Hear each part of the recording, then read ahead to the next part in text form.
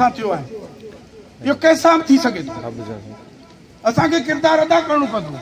अल्हम्दुलिल्लाह अज़ान आई इहा ई त मुस्लमानी आहे जो मस्जिद सॼी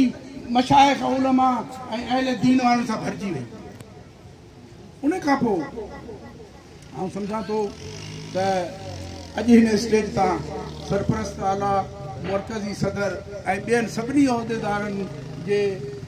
आउं नुमाइंदगी कंदे इहो गुज़ारिश कंदुसि तव्हां पीर साहिबनि खे ऐं हिते जे इलाइक़े जे चूंडियल नुमाइंदनि खे त हीउ अव्हां जो कमु आहे जेकॾहिं अॼु अव्हां में उहे शयूं मौजूदु हुजनि हा त हीउ सिंध जा पीर अहिड़ी गर्मी में हिन 52-50 जे गर्मीअ में हिते अॼु साईं अमजद सिद्दीकी वटि न अचनि हा इहो दर्द खणी त असांजे हिकिड़ी गादी वारे सां हिकिड़े दरगाह वारे सां ज़्यादती पई थिए असीं अमुन जा पैगंबर ज़रूरु आहियूं पर इन जो मतिलबु पाण करीम अलैहिस्सलातु वस्सलाम जे हवेलीअ मां 9 तलवारूं बि निकितियूं हुयूं साईं सम्झो 9 तलवारूं बि निकितियूं साईं अताउल्लाह शाह लकियारी सैयद आहे अमी लकियारी सादातनि जी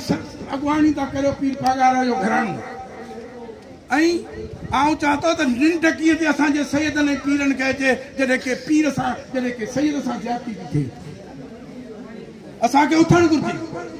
शऊर बेदार करणु घुरिजे ऐं इंशाअल्लाह अलाह ख़ुदा बचाए अव्हां जा इहे 2 क़दम असांजो पहिरियों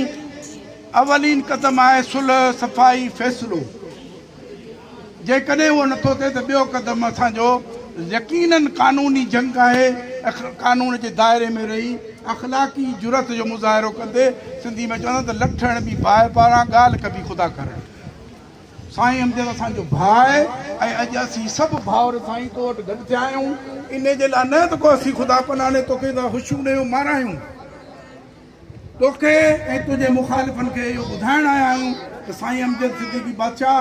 असीं अमुन जा पैगंबर चाहियूं था त अमुन थिए सलामती थिए ऐं अव्हां जो शुक्रगुज़ार आहियां अव्हां जंहिं नमूने सां असांखे मान ॾिनो जंहिं नमूने सां